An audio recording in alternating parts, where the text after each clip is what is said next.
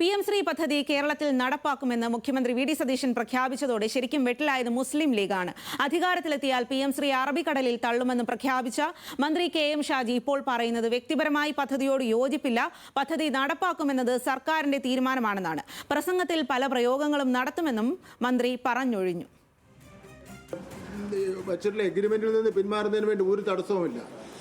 ഇപ്പോൾ കേന്ദ്ര ഗവൺമെൻറ് നിയമാനുസരണം കേരള സംസ്ഥാനത്തിന് നൽകേണ്ട കോടിക്കണക്കിന് രൂപയുടെ ഫണ്ട് തരുന്നില്ലല്ലോ, അതിനൊരു ബുദ്ധിമുട്ട് ഉണ്ടാവുന്നില്ലല്ലോ. അതിനേക്കാൾ വലുതാണോ ഈ PM ശ്രീയിൽ ഉൾപ്പെടുന്നതിനെ സംബന്ധിച്ചിടത്തോളം? BJPയുമായിട്ട് ഒത്തുതീർപ്പുണ്ടാക്കണം എന്നുള്ള ആഗ്രഹം ഉണ്ടെങ്കിൽ അവർക്ക് ഈ PM ശ്രീ പദ്ധതിയും നാഷണൽ എഡ്യൂക്കേഷൻ പോളിസി നടപ്പിലാക്കുന്നതിനുള്ള തീരുമാനം എടുക്കാം. അങ്ങനെ തീരുമാനം എടുക്കുന്നതിന് വേണ്ടിയുള്ള ഒരു വഴിയാണ് ഇന്നിപ്പോൾ ക്യാബിനറ്റിന്റെ സബ് കമ്മിറ്റിയെ നിയോഗിച്ചിരിക്കുന്നത്. അറബിക്കടൽ വറ്റിപ്പോയോ എന്നാണ് ഇടത് വിദ്യാർത്ഥി സംഘടനകളുടെ പരിഹാസം. PM ശ്രീ നടപ്പാക്കുന്നതിനുള്ള വിയോജിപ്പ് NK പ്രേമചന്ദ്രൻ MPയും മറച്ചുവെച്ചില്ല. പദ്ധതിയിൽ നിന്ന് പിന്മാറാൻ ഒരു തടസ്സവുമില്ലെന്നും മുൻ സർക്കാരിൽ ചാരിയുള്ള വ്യാജ പ്രചരണം വേണ്ടെന്നുമാണ് മുൻ വിദ്യാഭ്യാസ മന്ത്രി V ശിവൻകുട്ടി ഇന്നും ആവർത്തിച്ചത്. ഹാൻസ് ജോൺ വിവരങ്ങളുമായി ചേരുകയാണ്. ഹാൻസ്, എന്തായാലും PM ശ്രീയിൽ വലിയ തരത്തിലുള്ള ഭിന്നത തന്നെ നിലനിൽക്കുന്ന ഇക്കാര്യത്തിൽ ഈ സർക്കാരും മുൻ സർക്കാരും. കാരണം മുൻ സർക്കാരിനെ പഴിചാരി എന്നുള്ള രീതിയിലാണ് അവർ പറയുന്നതും ആരോപിക്കുന്നതും. അതിനിടയിലാണ് ഇപ്പോൾ KM ഷാജി അടക്കം ഉള്ള ആളുകൾ മുൻപ് ഇതിനെക്കുറിച്ച് പറഞ്ഞ കാര്യങ്ങൾ കൂടി ചർച്ചയാകുന്നത്. പ്രത്യേകിച്ചും അറബിക്കടലിൽ കൊണ്ട് കളയുക എന്ന് പറഞ്ഞതിനെയൊക്കെ വലിയ തരത്തിൽ വിമർശിക്കുന്നു മുതിർന്ന നേതാക്കൾ അടക്കം. എന്താണ് ഇക്കാര്യത്തിൽ ഇപ്പോൾ തുടരുന്ന ആരോപണ പ്രത്യാരോപണങ്ങൾ?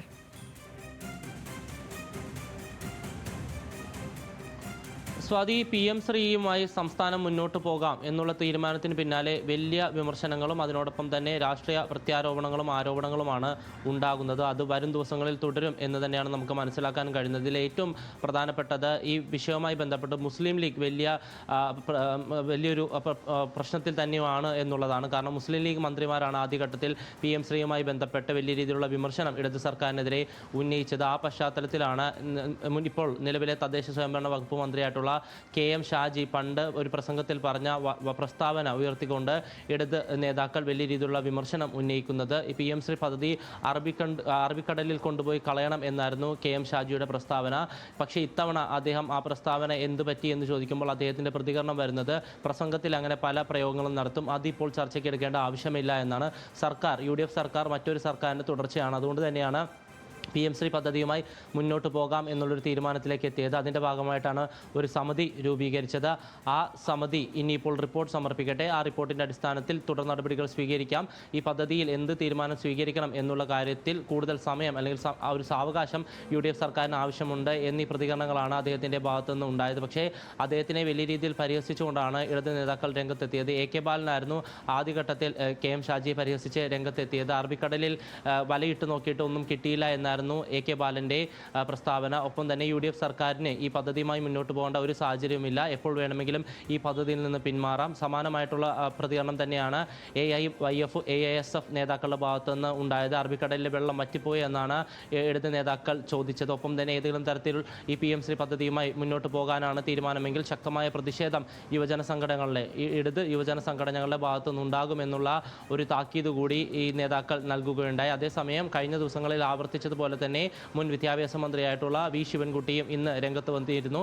ഈ PM ശ്രീ പദ്ധതിയിൽ നിന്ന് UDF സർക്കാരിന് പിന്മാറാൻ യാതൊരു വിധത്തിലുള്ള പ്രശ്നങ്ങളുമില്ല, PM ശ്രീ പദ്ധതിയുമായി ബന്ധപ്പെട്ട് ഏതെങ്കിലും തരത്തിൽ പണം വാങ്ങിയിട്ടില്ല എന്നുള്ള പ്രസ്താവനകൾ അദ്ദേഹം ആവർത്തിക്കുകയും ചെയ്തു. പക്ഷേ അതേസമയം ഈ മുന്നണിക്കുള്ളിൽ തന്നെ ഈ പദ്ധതിയുമായി മുന്നോട്ട് പോകുന്നതിൽ അസ്വാരസ്യങ്ങളുണ്ട് എന്ന് തെളിയിക്കുന്നതായിരുന്നു NK പ്രേമചന്ദ്രൻ MPയുടെ പ്രതികരണം. അദ്ദേഹം പറഞ്ഞത് പദ്ധതിയുമായി മുന്നോട്ട് പോകാനല്ല, പദ്ധതിയിൽ നിന്ന് പിൻവാങ്ങാനുള്ള സാങ്കേതിക സാധ്യതകൾ പരിശോധിക്കുകയാണ് ചെയ്യുന്നത്. അത് ആ സമിതിയുടെ റിപ്പോർട്ട്, ഈ മന്ത്രിസഭാ ഉപസമിതിയുടെ റിപ്പോർട്ടിൻ്റെ അടിസ്ഥാനത്തിലായിരിക്കും അത്തരം നടപടികൾ ഉണ്ടാകുക എന്നുള്ളൊരു പ്രതികരണം NK പ്രേമചന്ദ്രൻ MPയുടെ ഭാഗത്തുനിന്നുണ്ടായി. പക്ഷേ അതേസമയം കുട്ടികൾക്ക് ഈ PM ശ്രീ പദ്ധതിയുമായി ബന്ധപ്പെട്ട തുക ലഭിക്കട്ടെ എന്നായിരുന്നു കേന്ദ്രമന്ത്രി സുരേഷ് ഗോപി പറഞ്ഞത്. കാരണം കുട്ടികളെ സംബന്ധിച്ചിടത്തോളം ഈ തുക ആവശ്യമാണ്. ഏതെങ്കിലും തരത്തിലുള്ള രാഷ്ട്രീയ പ്രശ്നങ്ങളുണ്ടെങ്കിൽ അത് UDFും LDFും തമ്മിൽ ചർച്ച ചെയ്ത് തീരുമാനിക്കട്ടെ എന്നുകൂടി അദ്ദേഹം പറഞ്ഞു.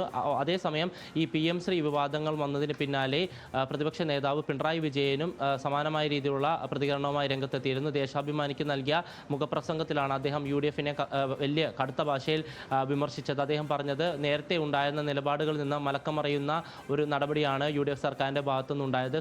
രാജ്യത്തെ തന്നെ മറ്റ് കോൺഗ്രസ് സർക്കാരുകൾ ചെയ്ത പോലെ PM ശ്രീ പദ്ധതിയുമായി മുന്നോട്ട് പോവുകയാണ്.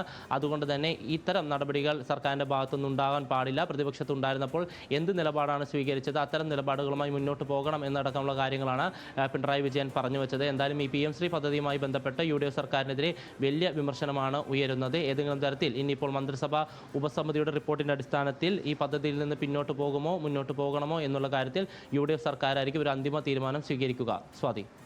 ശരി ഹാൻസ്.